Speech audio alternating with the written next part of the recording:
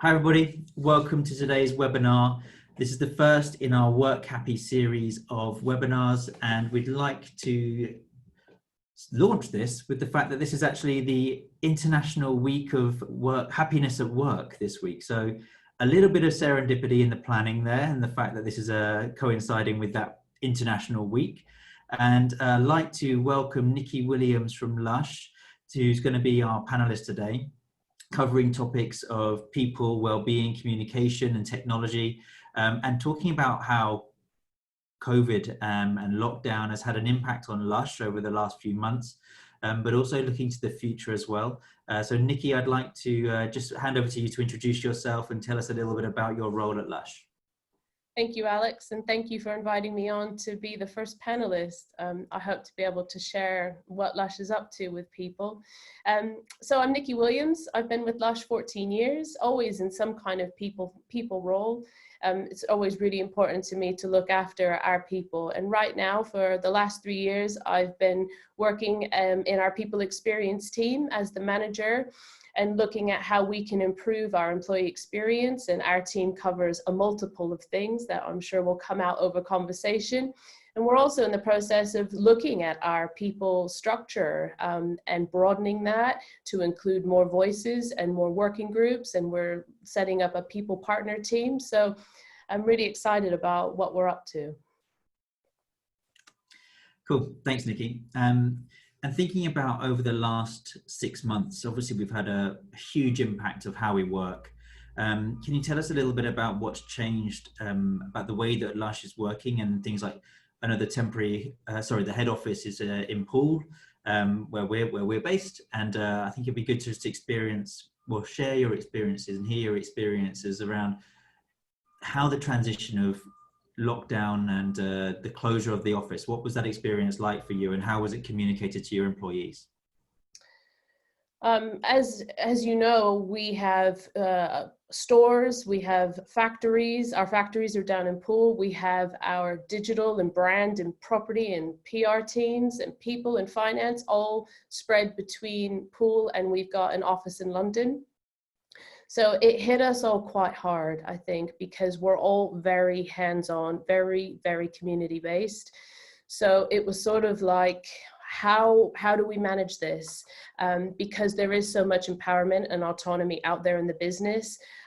It was sort of like, how do we come together collectively to do what's right for people? And it was very interesting. It was sort of like, we know we're a family business, and that's exactly how we behaved. Different parts of the business, different people from different teams all came together in clusters and working groups. Our retail team came together. And there was a lot of, what are we going to do? How can the stores stay open? Can they stay open? Can we have pockets? Can the offices? But our number one priority was making sure that people knew that they had a choice. If an office was open, they could still go. But once we faced that all the stores had to close, the factories had to close, the head office had to close. We got an email out, we phoned people. We used every form of technology that we do have, from our internal, some teams have Facebook pages, Slack, anywhere that we could get the message out to say, we're going to close and here's how it's going to happen. What we did see was difficult for us is because we don't have a company intranet. That's why it took all forms of pigeon, smoke signals, Slack, Facebook, phone, some face-to-face still, even socially distanced, to let our people know that they needed to be safe and they needed to be at home. And it got an internal conversation going on with our senior leadership team and our founders and our directors, because we don't necessarily have an internal comms team. There's lots of different people that look after that. To look at what we needed to do. So we set up a page called We Are Lush, where we then sent people to that for all the important messages that they would need, and the company updates and what we were doing about COVID and what our next steps would be. And thinking about that, We Are LUSH, I think that's at Silicon Reef, we've found that lots of people have now focused on internal comms and how important that team plays as part of an engagement and employee engagement with the, getting messaging and centralizing the place where people can have launch pads off to policy documents and how does this, or an FAQs, and even things like CEO or founder updates. So it's the central place. Do you think that the transition from the perhaps multi-communication channel method of Facebook, Slack, carrier pigeon, whatever it might be, do you think that's transitioned, and do you think the transition has been welcomed by employees? And I think it'd be really interesting to hear about how the retail employee experience has changed as well, and how about how you communicate with your retail employees? Yes, there's quite a lot to unpack there. It's a work in progress for us. We are still looking at forming our internal comms strategy. We have got people working on it. We have our employee benefit trust, which is 10% of the shares of the business are held in a trust on behalf of the employees. And there is a rep for each part of the business, in the store, in each production room, and support team. So the gal behind looking after all of that is a gal called Kirsty Barnes, and she could see all of this unfolding, as well as the people teams, and going here, going there. So she looked at how do we bring our internal voice to one place to make it a better experience for people, through trying to make it clear what those channels are, whether it's the people experience team, your EBT rep, whistleblowing. We're also looking at trying to make it easier for people to know what they come to talent or people experience or their manager about. And that's pulling in different people from across the business, so that we have many voices and representation. So how we dealt with our stores is our retail director for the UK is Kat Hannibal. She pulled her team together to look at what they needed to do to clue up the managers, to make them feel like they could talk to their teams about things. So we did a hangout. They did a hangout for the managers, brought all the managers together to be able to tell them what's going on, ask questions, what steps we were taking, and just keep the messages really simple for them to be able to share back with their teams, because we've relied on that for years. Because as I've explained to you before in many conversations, our managers, our production managers, our support team managers, they're all empowered to run the shops and their departments as if it was their own business. And that is everything. That's even down to communication. So the importance of bringing those managers together to tell them the headlines and make them feel confident about what was going to happen in order for them to pass back those clear messages to their teams. So then once they did that, they phoned each of their team members as the internal behind, the feet under the pond were scrambling, trying to get those written comms together so that then that could go out wider to people through our EBT network. But we had also been able to collect everybody's email addresses through our engagement survey. We use Peakon, so we had all of that, so we could reach people then. And at that moment, it was getting a message out to them to know what the business was doing, send them to We Are Lush to look for the important updates. And then from there, it was looking at how we were going to treat furlough, and we were waiting for that to unfold. And then we took the steps there to support the managers on what they could do with their teams in store while they were on furlough, which was not much because you couldn't ask them to work, but we had a training platform that was then quickly magicked up for people to engage with if they wanted to. And thinking about, you kind of referenced it earlier on, but also in that last comment there about the culture within Lush, it feels very much like a family. And I think, like you said, it's a family business, and with everybody kind of being spread, not just within the UK, this is a global organization as well. Some of the things that you've introduced, that you've brought in the employee engagement platform of Peakon to try and understand how people are feeling and get responses from those surveys and things and the data that provides. which is a fantastic kind of tool for making sure you're keeping up to date with the pulse of the company.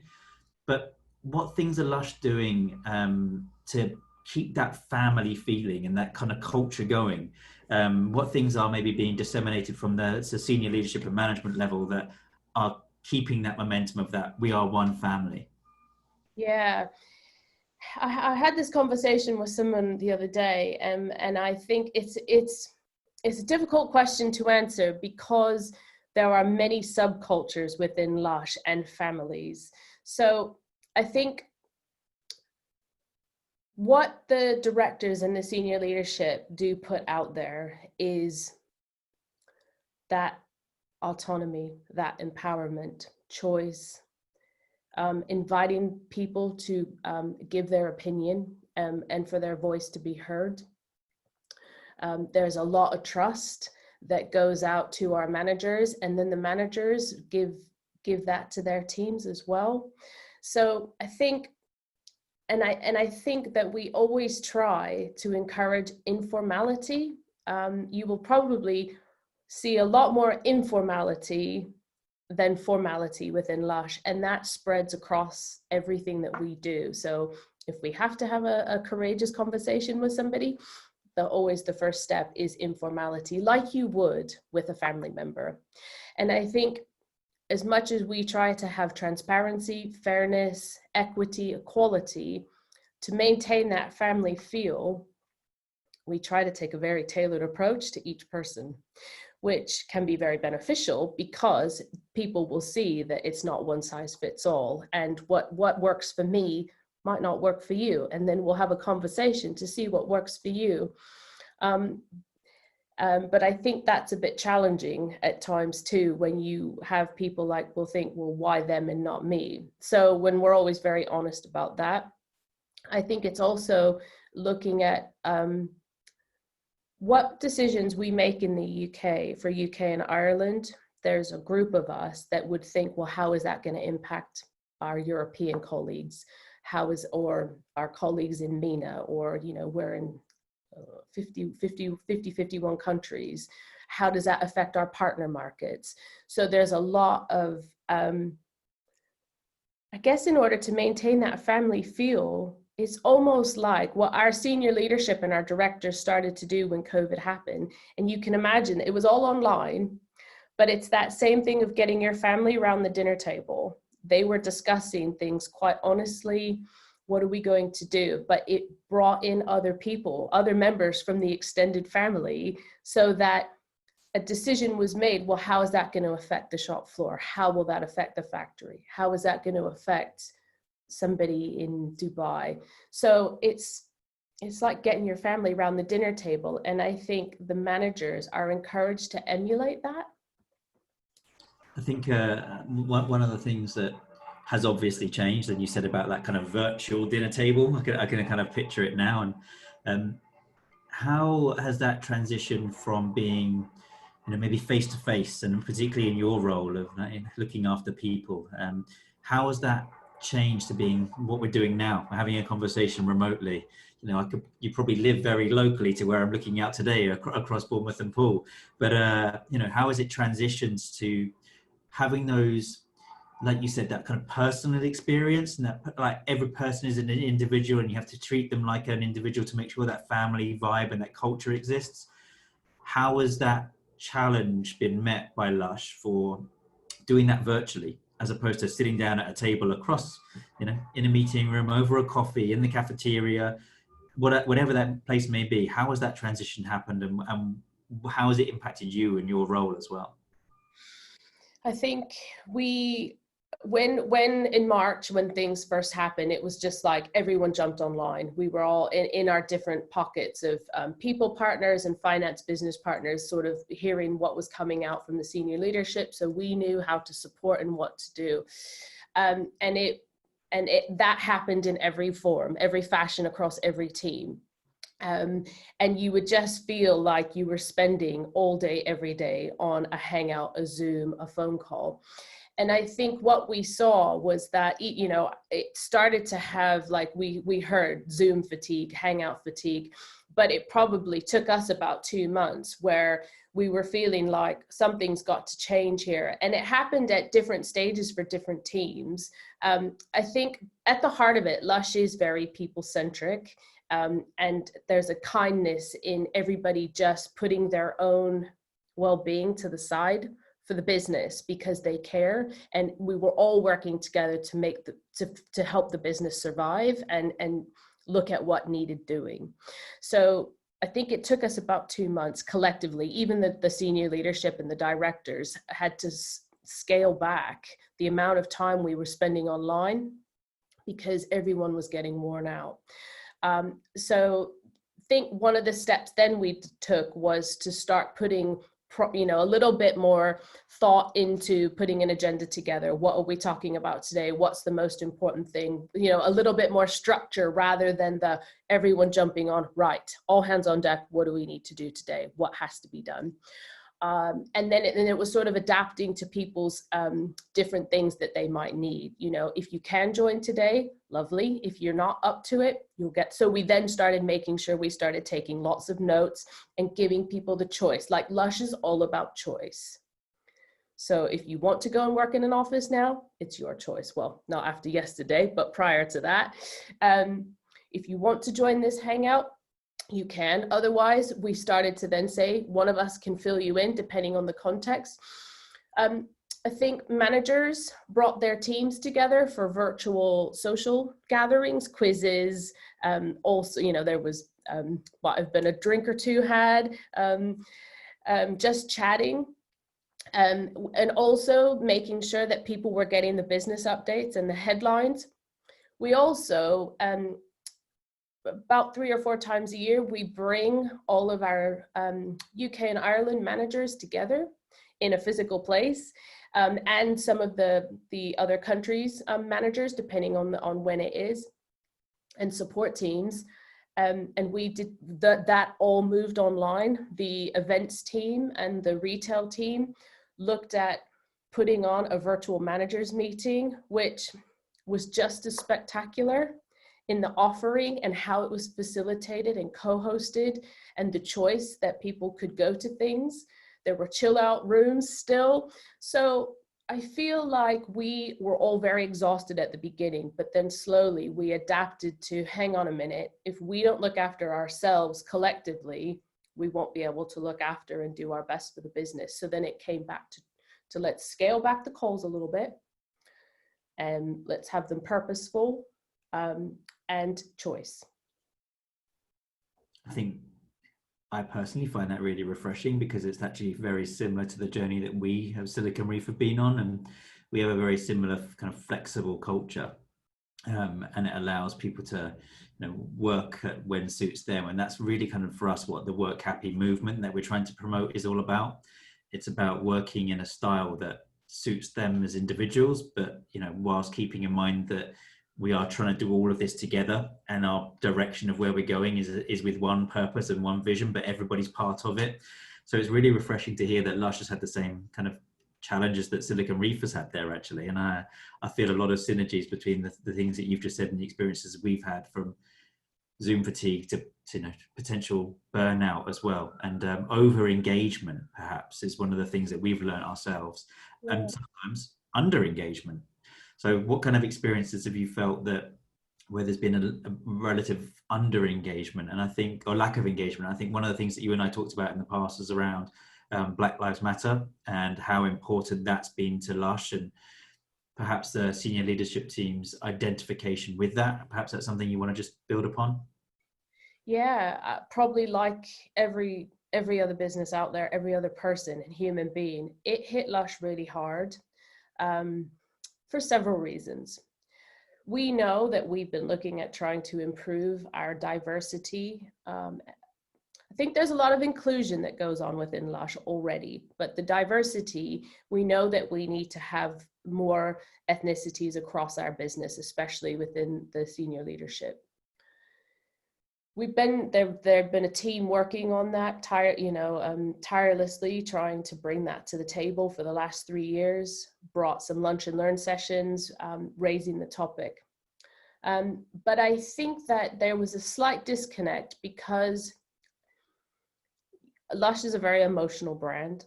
It's there at the heart of it. There's a lot of kindness and empathy, and all are welcome always is one of our beliefs, and you'll see it in our We Believe.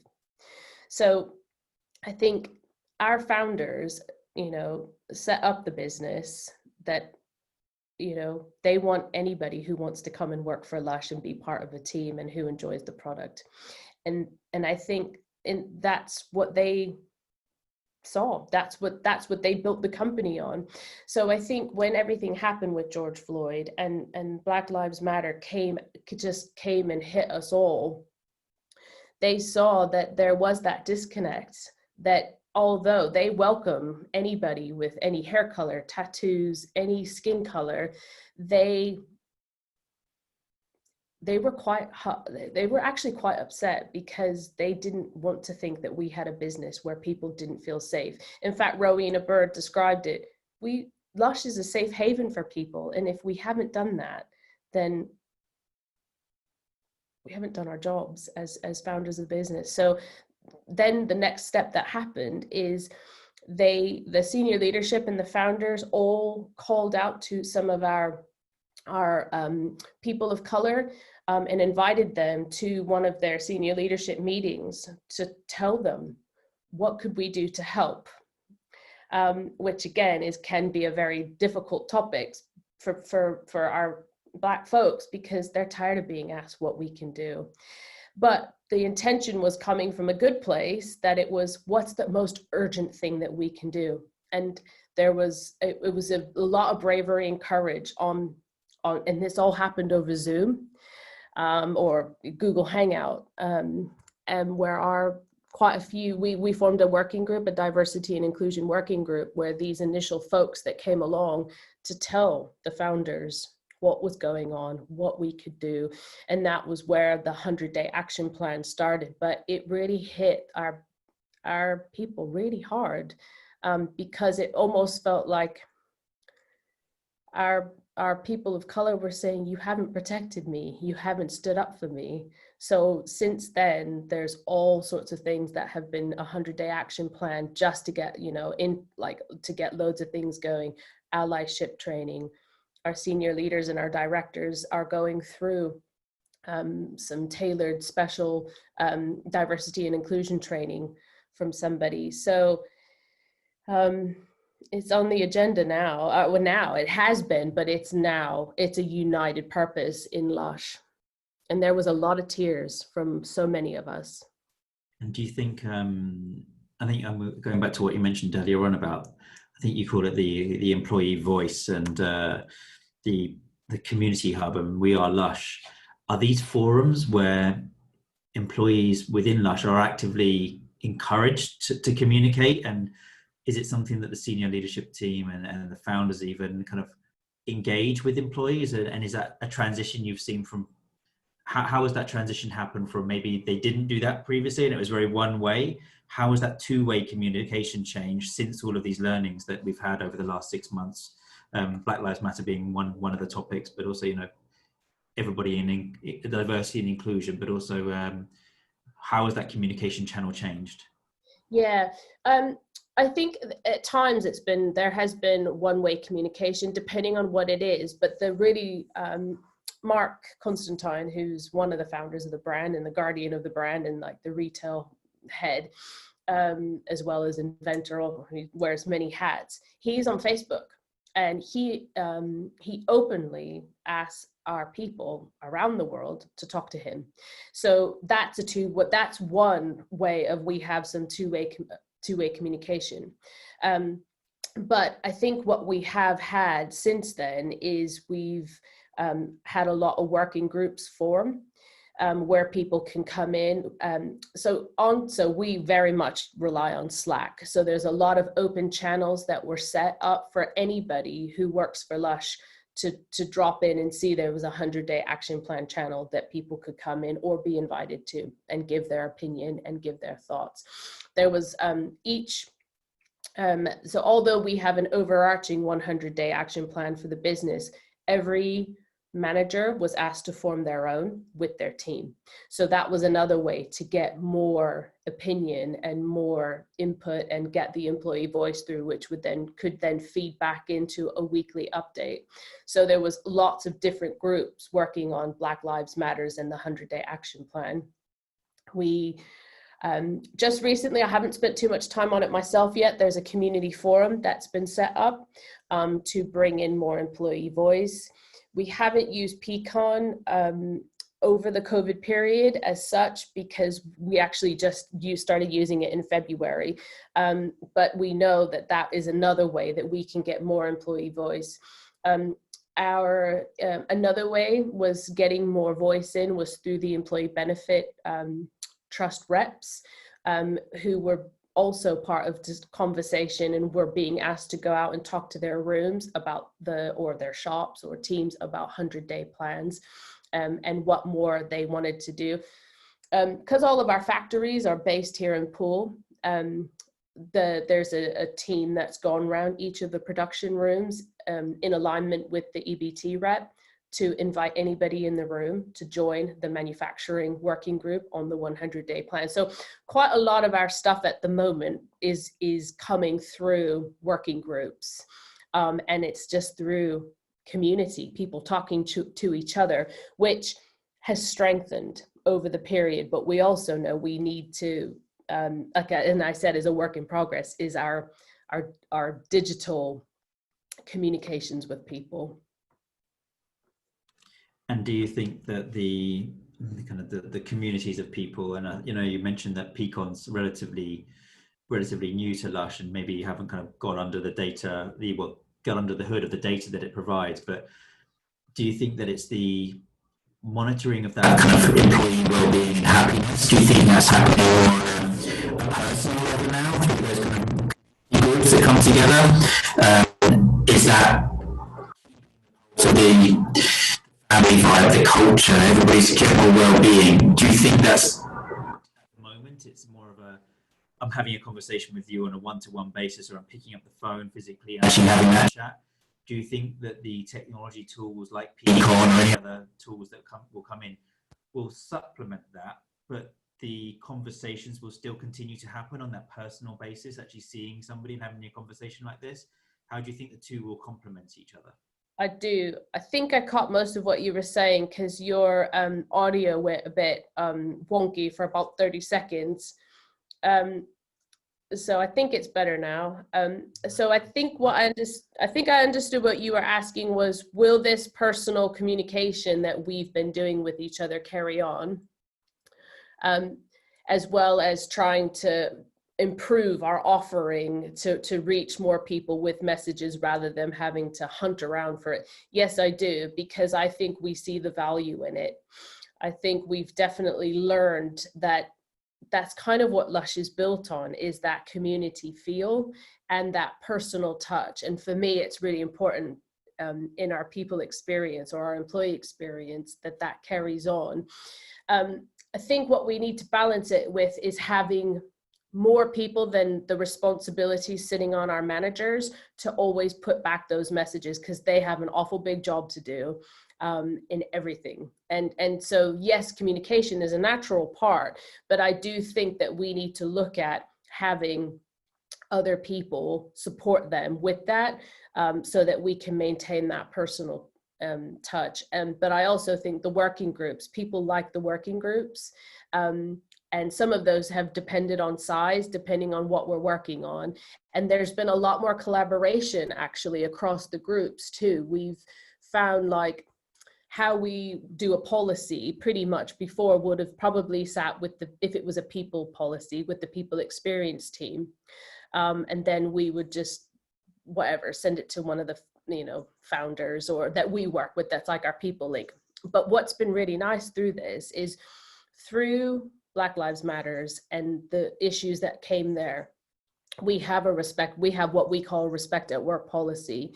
That was good, but it needed to be better. It needed to be more robust to cover some things around race and microaggressions and just hold people more accountable. So that brought together a working group from different people from across the business, because what's also really important to us, and I bang on about it to anybody who will listen, is your relationships. Build your relationships. They're the most important things within the business.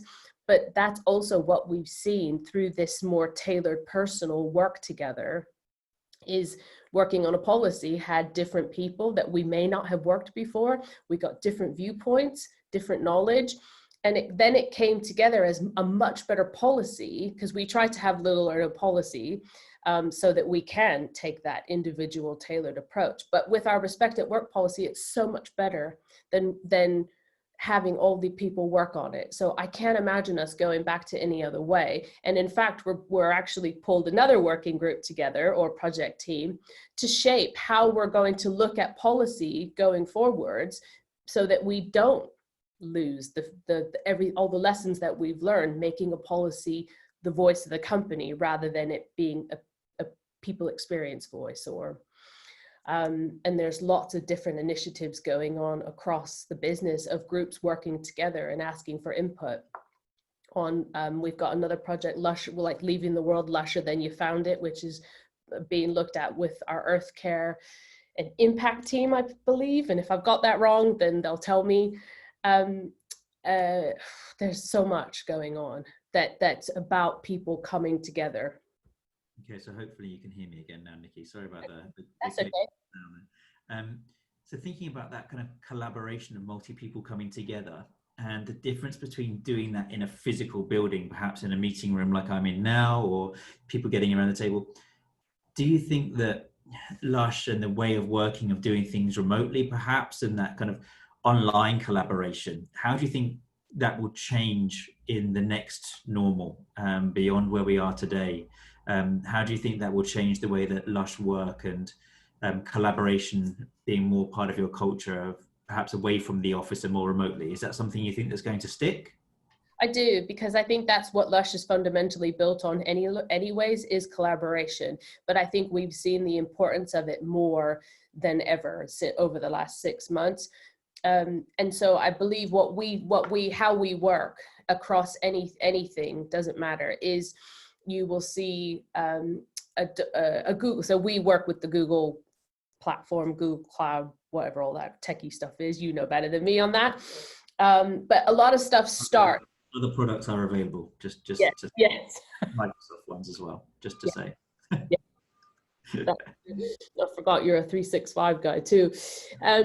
Is that we'll start a Google, we'll have a conversation about what we're trying to achieve online now, where before we would have done that in person. But then I think what we're then doing is we're putting out what we need to do, what we would like to see happen, the outcomes, give everybody a chance to have a voice. And we always make sure now that we have a facilitator or a chairperson, someone's taking notes, which we kind of probably would have haphazardly had before. And then because time is so precious and the time we spend online, we were finding it really hard to actually then do some work as well. So we'll start a Google Doc or a Google Sheet, but the Google Doc then invites everybody in to do it in their own time, their own space. If they're a reflector, they can go in, have a read, come out, get a cup of tea, come back to it. And then what we'll do then is we'll meet again online. And this is what's emerged over the last 6 months. And I can't see that changing because I think it's become very effective, where normally if you just come together in a group, in a room, there's a little chit chat and all that. And of course we still do that, but then people end up talking shop more and getting distracted by whatever is in the room behind us. And there might have been people at those in-person meetings that didn't actually need to be there, where the online ones now is purposeful.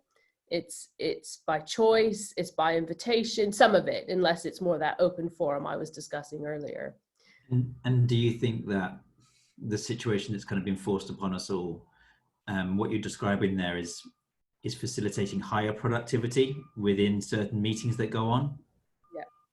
Yeah, I think it is, because what we've got is we've got, like, if I use the experience, like the people experience team, you know, we're a pretty small team and we deal with lots of different types of HR topics, from well-being to employee relations. You know, we've had to learn to really put empathy and connection through our faces, because we've had to do some tough conversations online, like, you know, disciplinaries and grievances, and but the team's quite small. But my point there is, then we started to have within these working groups, we've been working very closely with a gal called Michelle, who works in our Liverpool store, who's got great knowledge on diversity and inclusion and race issues, who she's been helping us with some of that too.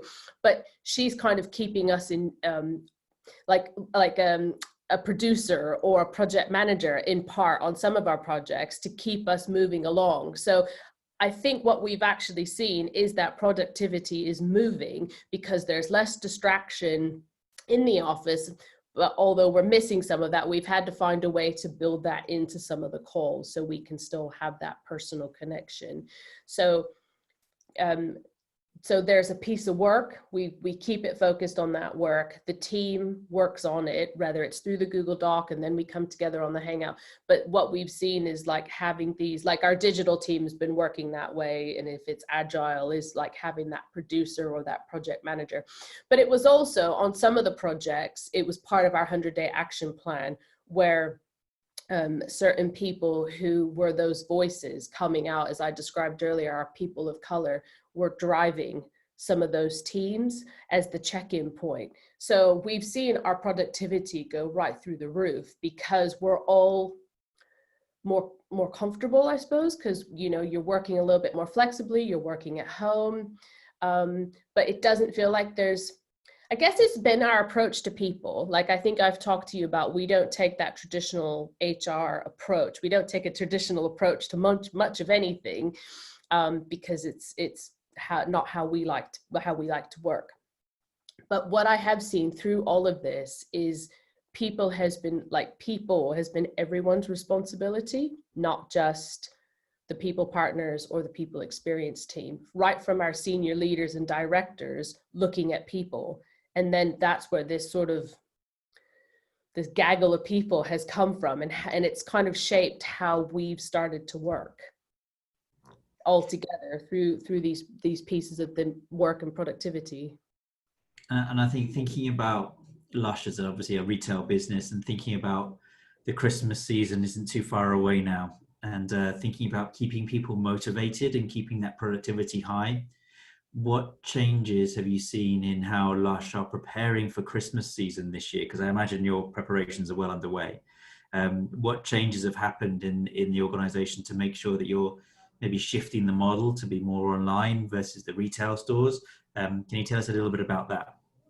Yeah, actually, I think Christmas launches today in our digital fulfillment business. So for Christmas for us starts pretty much in January, right through from the products being invented. But and normally we do a lot of heavy recruitment for our manufacturing and our stores, and we haven't had to do that this year. In fact, we've had to work a lot more lean with the people we have. We still have some people furloughed, not so much in our factory, but in our stores. They've had to move a lot of stuff online, the training. So there was a lot of training, our Christmas, getting ready for Christmas, showing the Christmas product, how to sell it. They've had to look at the customer experience because we're not able to demo. We've had to take testers off the shop floor, which now managers are deciding when is the right time to bring testers. So they had to change even the way that they were letting customers sample a product. We set up kiosk. There's not too many kiosk styles now, but it was sort of like, even to keep the business go, there was a lot of click and collect. The stores were able to look at what they could do with what if they needed to unfurlough people, they could make that decision to try to set up a kiosk. They were trying phone consultations, online consultations. I think some of that was a little bit hit and miss. But what always never ceases to amaze me is our retail team coming together to look at what they can do, because they don't manage the managers. They're there to make their lives easier in terms of trying to unblock things for them, make sure they have what they need, give ideas. So a lot of stuff moved online in terms of training and the manager meetings that I described. There was a Christmas room. They've tried to skill up people, in other ways. Like we had a lady, Louise, deliver a session on being an entrepreneur and what that means, because we do have a lot of entrepreneurs in LUSH. I think what we've also seen is we've had to do more with less. I think I saw something earlier, there's a big focus on Snow Ferry. Like Snow Ferry is one of our most popular products, but I think I saw something around a Snow Ferry Airstream or Roadshow or something like that. So I think the thing about LUSH is we're not afraid to try things and adapt it. And if it doesn't work, then we'll scrap it and try something else. No, I think it's a very entrepreneurial approach to everything as well. Give it a try, learn from it. If it doesn't work, you learn from it and you try the next thing. And I love the term entrepreneur as well. It's something that I think we try to encourage as well. And it gives that kind of, like you said earlier on, it's like giving everybody accountability to get on and do something themselves. And, you're in it for yourself, but you're also in it for the bigger purpose, and make it what you can. There's been focuses and targets set, like we want to try and have the best Christmas that we can under the current conditions. So there will be a lot of the managers had one-to-ones with the retail team kind of every few months over the last period to look at what's working. They were reviewing their businesses, looking at the costs.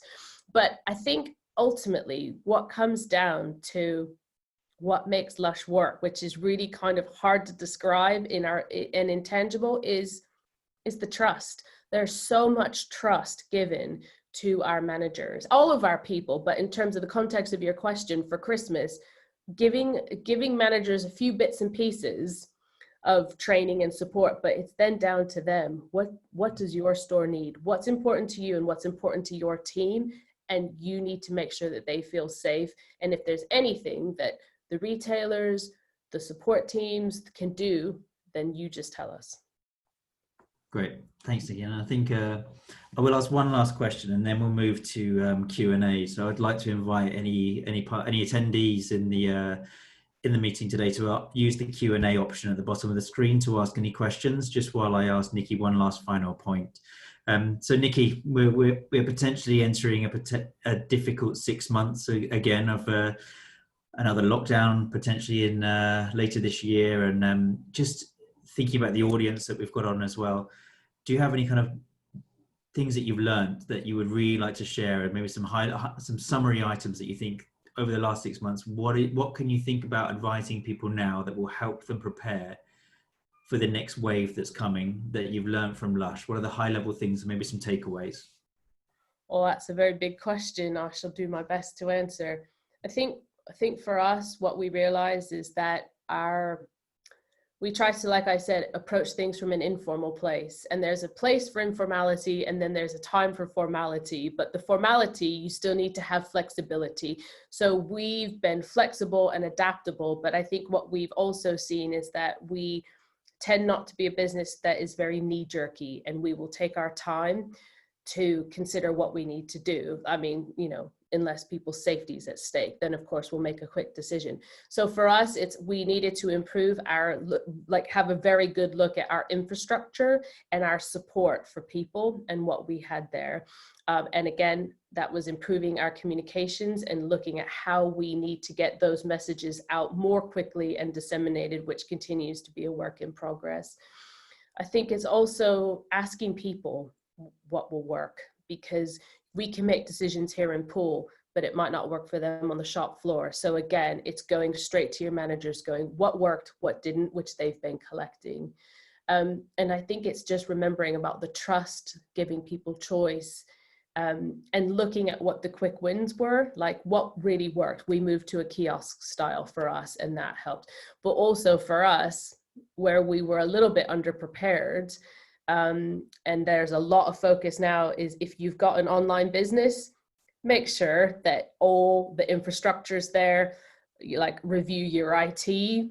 How do you make it quicker? You know, we were very lucky that our online business got a lot of the orders, but they were, the only word I can think of is they were pretty womped on, which is a family word, but they, you know, and now we've spent a lot of time making sure that not only, I mean, Christmas happened for us in March with the shop closers. So now we're looking at how do we make sure our online business and the people within those teams are supported and can deal with that if it happens again on top of Christmas. And it's just like for us, just continue to just have that two-way communication in whatever way you can. Great. Thanks, Nikki. Nice summary, and I hope there's some takeaways that people can take from that. So we're going to move to the Q&A, and we do have a number of questions coming in. I'll go to the top of my list. So this is a question I'm going to answer live.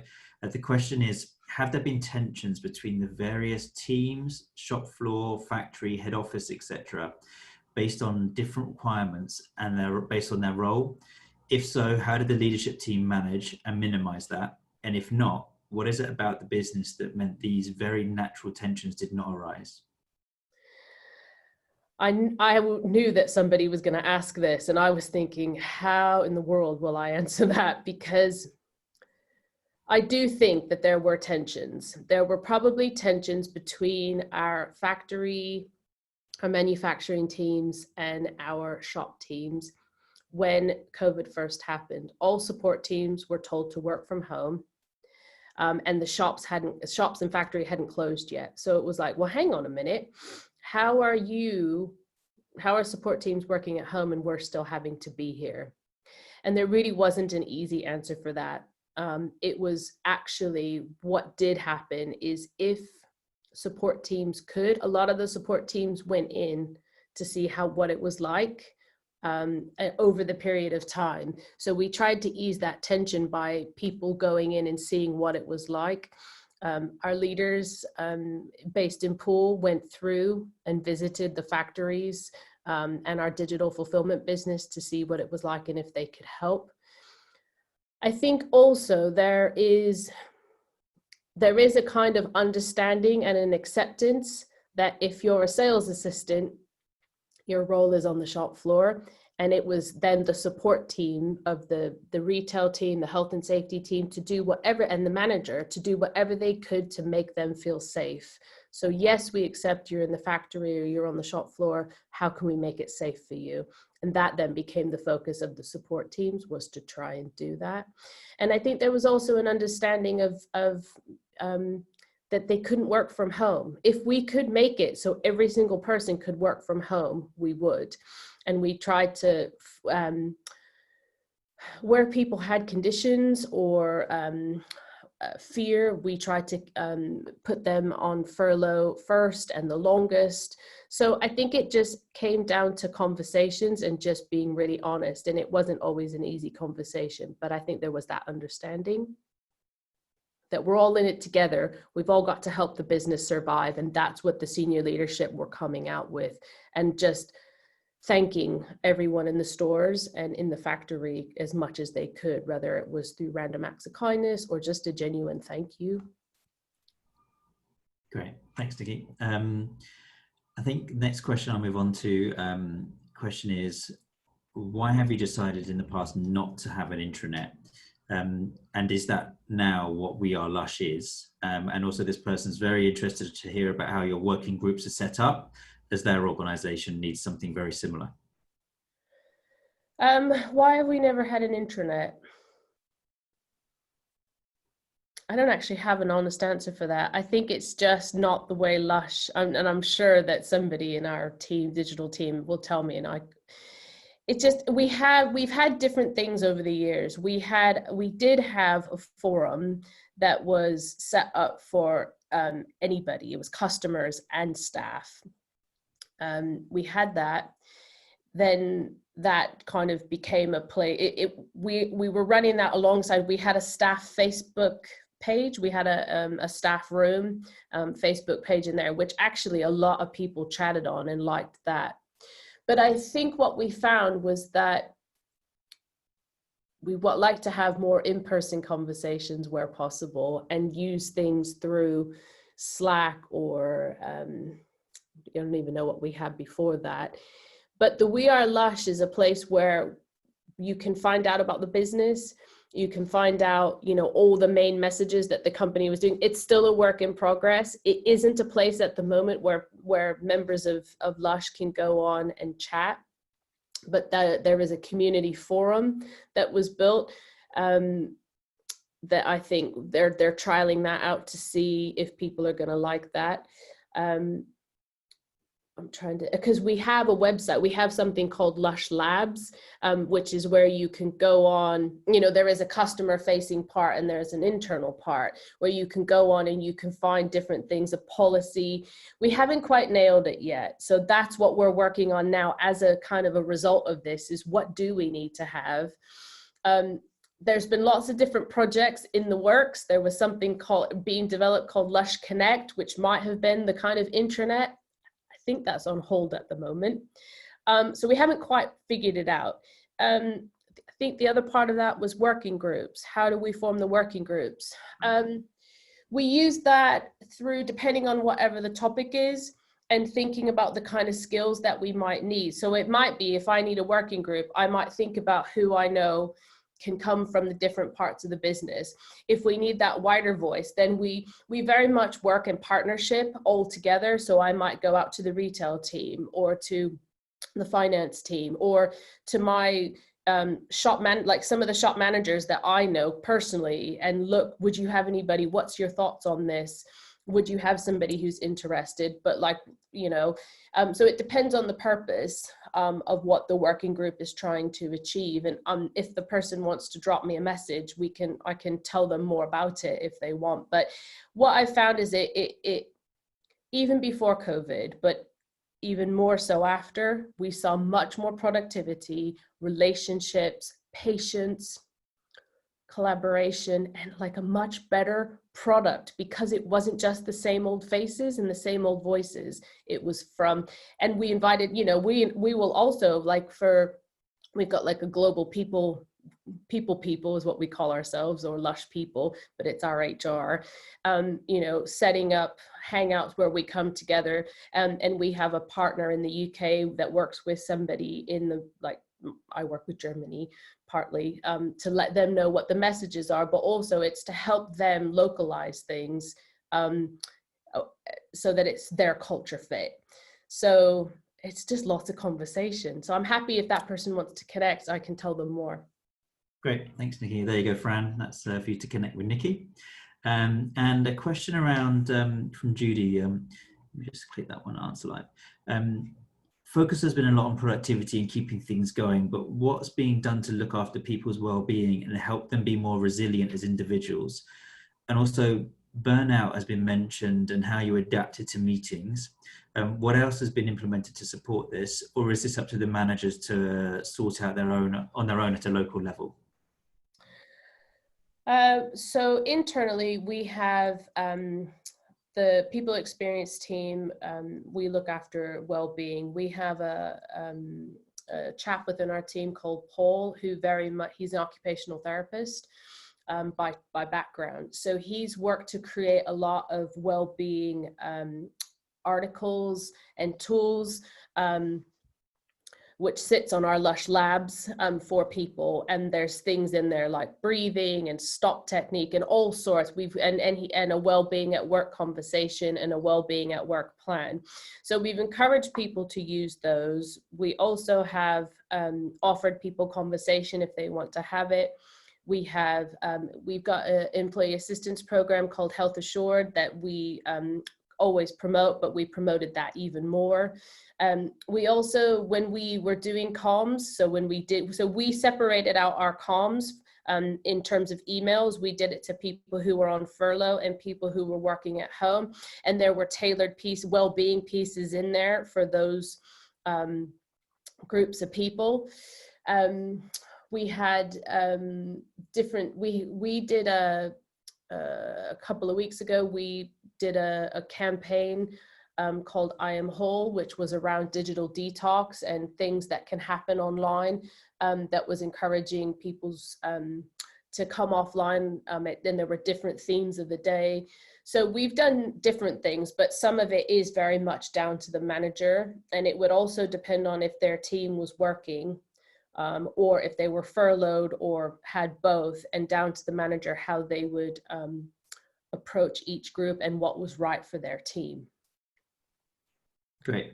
Thanks, Nikki. And I've got 3 minutes to go. I will get one last question, if that's all right, because I think it's a really good one.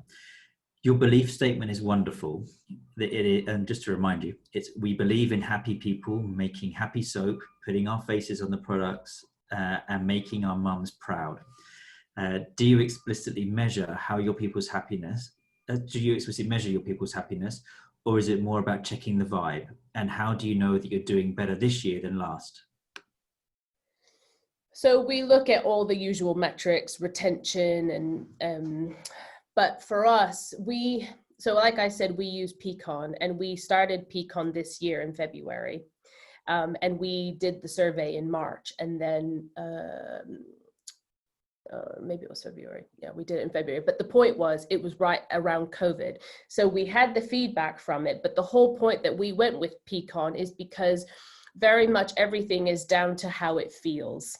And the contact that comes through to the people experience team, like how many staff are we hearing from? Are we hearing from managers? What sort of issues are coming through? What are our retailers dealing with, or our support team in manufacturing? So it's also looking at what the issues are that are coming through.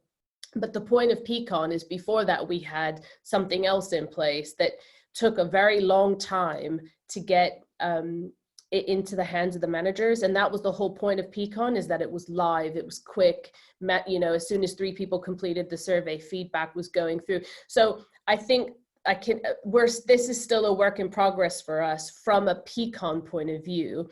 And we're going to run it again. Probably that's what we're looking. We've got a working group looking at that now. So it's a little bit Peakon, but it's also a little bit about what comes through to the PX team. But it's also the conversations that we're hearing coming through from people. So it's a bit of a vibe.